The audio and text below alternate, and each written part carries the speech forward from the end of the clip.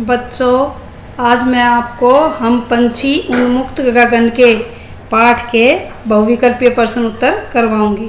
चलो शुरू करते हैं। हम पंछी उन्मुक्त गगन के कविता के कवि कौन हैं? जयशंकर प्रसाद, सूर्यकांत त्रिपाठी निराला, शिवमंगल सिंह सुमन, शिव प्रसाद सिंह। इसका सही उत्तर आएगा शिवमंगल सिंह सुमन। हम पंछी उन्मुक्त गगन के कविता के कवि शिवमंगल सिंह सुमन हैं। अगला प्रश्न, हम पंछी उन्मुक्त गगन के कविता में कवि ने किसके विषय में जानकारी दी है? मनुष्य के विषय में, जानवरों के विषय में, पक्षियों के विषय में, पिंजरे के विषय में। इसका सही उत्तर आएगा पक्षियों के विषय में। हम पंछी उन्मुक्त गगन के कविता में कवि ने पक्षियों के विषय में जानकारी दी है। अगला प्रश्न, कविता के आधार पर पक्षी सदा कहाँ उड़ते हैं? वनों में, नदियों पर, पहाड़ पर, खुले आकाश में। इसका सही उत्तर आएगा खुले आकाश में। कविता के आधार पर पक्षी सदा खुले आकाश में उड़ते हैं। अगला प्रश्न, पंछी कहाँ रहना पसंद नहीं करते? पहाड़ पर, वनों में, नदियों में, पिंजरे में। इसका सही उत्तर आएगा पिंजरे में। पंछी मतलब पक्षी कहाँ रहना पसंद नहीं करते? पिंजरे में रहना पसंद नहीं करते। पंछी पिंजरे में रहना पसंद नहीं करते। अगला प्रश्न, पिंजरे में बंद होने पर पक्षी का कौन सा रूप समाप्त हो जाता है? बहता हुआ पानी पीने का, नीम की कड़वी निम्बोली खाने का, स्वतंत्र रहने का स्वाभाविक रूप। इनमें से कोई नहीं। इसका सही उत्तर आएगा स्वतंत्र रहने का स्वाभाविक रूप। पिंजरे में बंद होने पर पक्षी का स्वतंत्र रहने का स्वाभाविक रूप समाप्त हो जाता है। अगला प्रश्न, कवि के अनुसार पंछी कब नहीं गा सकते? भूखे रहकर, खुले आसमान में रहकर, खुश होकर, पिंजरे में बंद होकर। इसका सही उत्तर आएगा पिंजरे में बंद होकर पंछी नहीं गा सकते। अगला प्रश्न, उन्मुक्त गगन का क्या अर्थ है? खुला आसमान, जंजीर, बेड़ी, सोना, जहां धरती और आकाश मिलते हुए दिखाई देते हैं। इसका सही उत्तर आएगा खुला आसमान। उन्मुक्त गगन का अर्थ है खुला आसमान। उन्मुक्त, खुला, गगन, आसमान। उन्मुक्त गगन का क्या अर्थ हुआ? खुला आसमान। अगला प्रश्न, क्षितिज का क्या अर्थ है? खुला आसमान, जंजीर, बेड़ी, सोना, जहां धरती और आकाश मिलते हुए दिखाई देते हैं। इसका सही उत्तर आएगा जहां धरती और आकाश मिलते हुए दिखाई देते हैं उसे क्षितिज कहते हैं। क्षितिज का क्या अर्थ है? जहां धरती और आकाश मिलते हुए दिखाई देते हैं। अगला प्रश्न, श्रृंखला का क्या अर्थ है? खुला आसमान, जंजीर, बेड़ी, सोना, जहां धरती और आकाश मिलते हुए दिखाई देते हैं। इसका सही उत्तर आएगा जंजीर, बेड़ी। श्रृंखला का अर्थ है जंजीर या बेड़ी। श्रृंखला, श्रृंखला का अर्थ है जंजीर या बेड़ी। अगला प्रश्न, कनक का क्या अर्थ है? खुला आसमान, जंजीर, बेड़ी, सोना, जहां धरती और आकाश मिलते हुए दिखाई देते हैं। इसका सही उत्तर आएगा सोना। कनक का क्या अर्थ होता है? सोना। अगला प्रश्न, पक्षी उन्मुक्त रहकर कौन सी इच्छा पूरी करना चाहते हैं? भोजन खाने की, निम्बोली खाने की, खुले आकाश में उड़ने की। इनमें से कोई नहीं। सही उत्तर आएगा खुले आकाश में उड़ने की। पक्षी उन्मुक्त रहकर खुले आकाश में उड़ने की इच्छा पूरी करना चाहते हैं। अगला प्रश्न, कवि के अनुसार पक्षी कैसा जल पीना चाहते हैं? बहता जल, गंगा जल, मीठा जल, नदी का जल। इसका सही उत्तर आएगा बहता जल।